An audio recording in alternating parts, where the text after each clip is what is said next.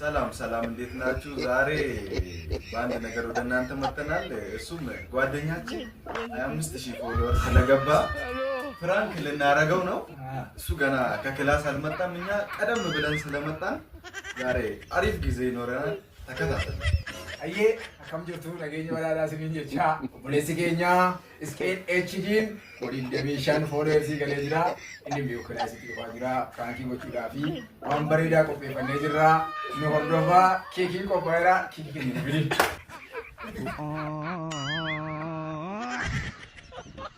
መጀመሪያ ኬኩም አለ። ኬኩን በዚህ ነው ፍራንክ የምናደርገው። ያበደ ኬክ ነው ያዘዝነው። በዚህ ፍራንክ እናደርገዋለን። በቃ ዛሬ ጀለሳችን ኬክ ሊበላ ነው። ወርገን እናከብራለን። ደግሞ የተማሪ ኬክ እኮ ነው። የተማሪ ኬክ ነው። የግቢያችን ምርጥ ኬክ ነው። በዚህ ፍራንክ እናደርጋለን። አብራችሁ ነው ይሮኒ ፉጌ ደውሎማ በኒፍ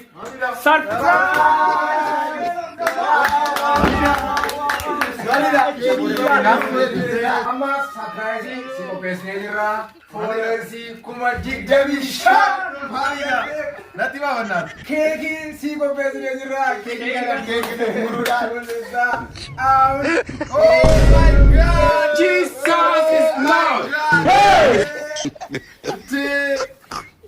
danke kata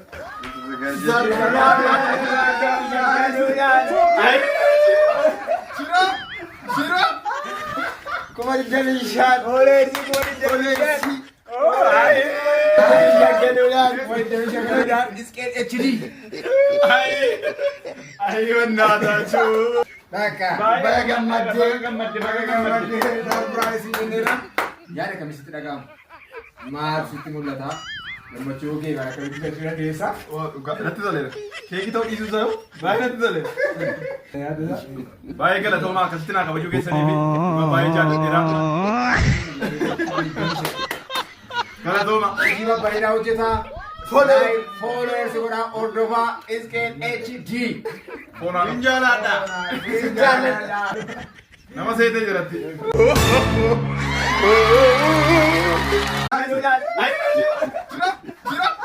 ሰላም ሰላም፣ እንዴት ናችሁ? ዛሬ በአንድ ነገር ወደ እናንተ መጥተናል። እሱም ጓደኛችን 25000 ፎሎወር ስለገባ ፍራንክ ልናረገው ነው። እሱ ገና ከክላስ አልመጣም። እኛ ቀደም ብለን ስለመጣን ዛሬ አሪፍ ጊዜ ይኖረናል። ተከታተሉ። አዬ አከም ጅርቱ ነገኝ ወላላ ሲሚን ጀቻ ኦቦሌሲ ኬኛ ስኬን ኤችዲን ወዲን ደሚሻን